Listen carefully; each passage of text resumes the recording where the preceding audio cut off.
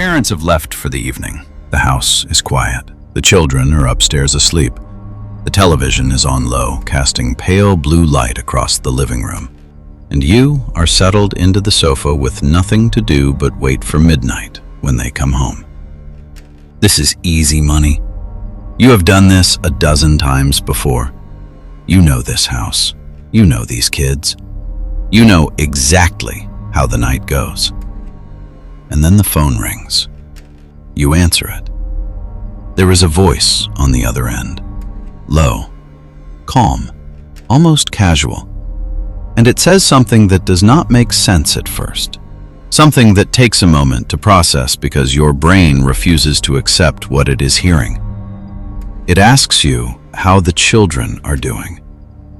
You hang up. Wrong number, has to be. You settle back into the sofa.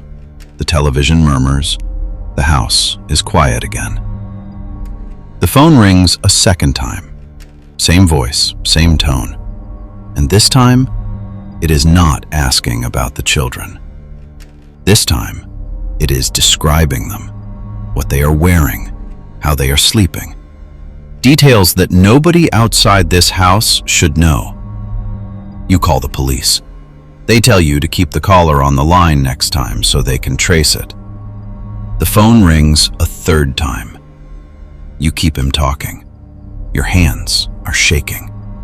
The voice on the other end is completely, impossibly calm. The police call back within minutes, and what they tell you will make you run out of that house and never look back. The calls are coming from inside the house. He is already upstairs.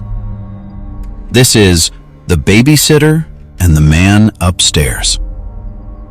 One of the most perfectly constructed urban legends ever told.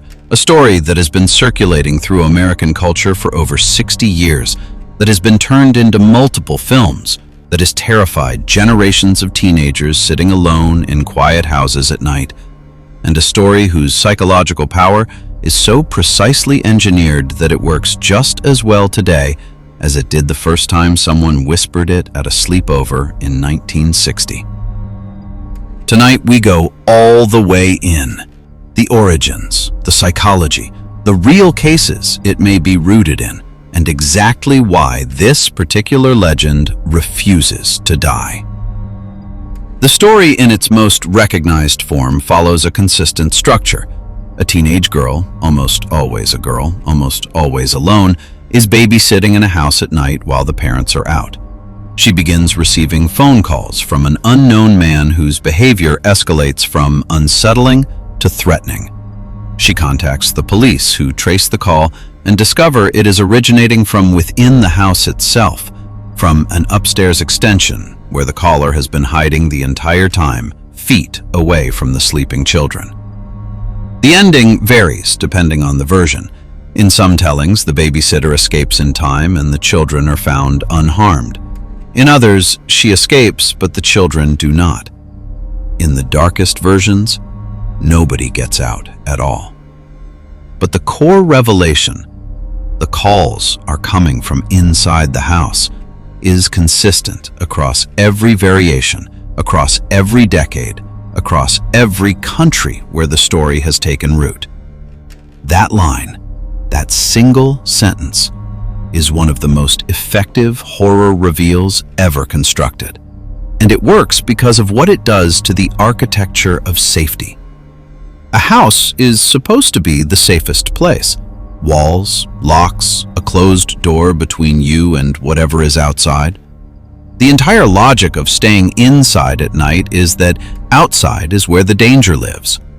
The Babysitter and the Man Upstairs takes that logic and destroys it completely. The danger is not outside. The danger called you from the next floor. The danger has been inside the entire time. The walls that were keeping you safe were keeping you in. Every lock on every door becomes meaningless the moment you understand that. Every assumption about the boundary between safe and unsafe collapses. And that collapse is total. Because if the threat can be inside the house without you knowing, then the feeling of safety you have been experiencing all evening was not real. It was constructed by your own ignorance of what was above you on the stairs. The origins of this legend are difficult to pin down precisely, which is typical of folklore that spreads orally before it ever gets written down. Folklorist Jan Harold Brunvand, who spent his career documenting and analyzing American urban legends, traced variations of the babysitter story back to at least the late 1950s and early 1960s. He noted that it emerged during a period of significant social anxiety in America, the post-war era when suburban life was being idealized publicly, while underneath that idealization ran a strong current of unease about what lurked behind the perfect lawns and closed doors of the American dream. The babysitter as a figure is central to why the story resonates so deeply. She occupies a specific and uniquely vulnerable position. She is young, old enough to be left in charge, but young enough to be genuinely at risk.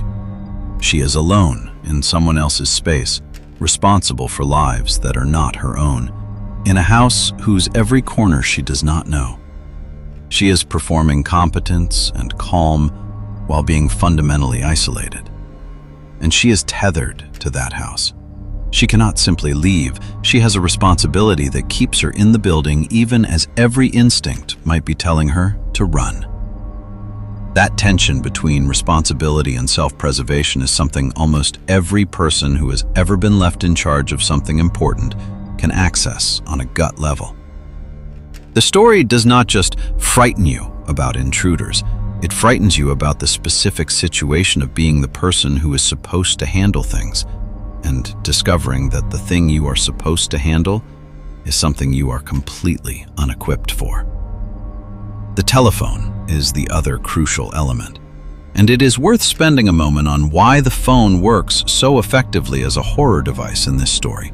Because in an era of smartphones and caller ID and location tracking, it is easy to forget how different telephones once were. In the 1960s and 1970s, a telephone was your only connection to the outside world from inside a house. It was also completely anonymous. A call could come from anywhere, from anyone, with no way of knowing who was on the other end until they spoke. The phone ringing at night in an empty house was already an inherently unsettling sound, a sudden intrusion of the outside world into private space. The babysitter story weaponizes that perfectly. It takes the one thing that is supposed to connect you to safety, the line to the police, to the parents, to help, and reveals that it has also been the medium through which the threat has been communicating with you all along. You used the phone to call for help. He used the same phone from 20 feet above your head. The story received its most famous cinematic treatment in 1979 with the film When a Stranger Calls, which opens with an extended sequence so faithful to the original legend that it became one of the most discussed horror openings of its era. The film was remade in 2006. The basic story has also influenced Halloween, Black Christmas, and countless other horror films that use the inside-the-house phone call as a device. It has become so embedded in the grammar of horror cinema that modern audiences recognize the beats instinctively, even those who have never heard the original urban legend. There are also researchers who believe the babysitter legend may be rooted in real events. Several murders of babysitters and children in the 1950s and 1960s, some involving perpetrators who had hidden inside homes, have been cited as possible origin points for the story. Whether the legend grew from these events or whether it existed alongside them and absorbed their details over time is impossible to say definitively. What is certain is that the fear the story describes was not entirely abstract. It was rooted in something real enough that communities passed the warning along in the form of the story, the oldest method humans have ever used for transmitting danger to one another. Because that is what urban legends fundamentally are. They are warnings, dressed in narrative because narrative is what we remember, what we share, what we lie awake thinking about at 3 in the morning. The Babysitter and the Man Upstairs warns you about the assumption of safety. It warns you about the spaces you do not check. It warns you that the boundary between inside and outside, between safe and unsafe, between the known and the unknown, is far more fragile than you want to believe. So tonight, if you are sitting alone in a quiet house and the phone rings and the voice on the other end knows something it should not, check upstairs before you call anyone. Because by the time the police trace it, it may already be too late. If this one kept you up, hit subscribe, because we cover the legends, the psychology, and the darkness that lives closer than you think. Drop a comment and tell us which story you want us to go into next. Until then, check every room before you settle in for the night. Every single one.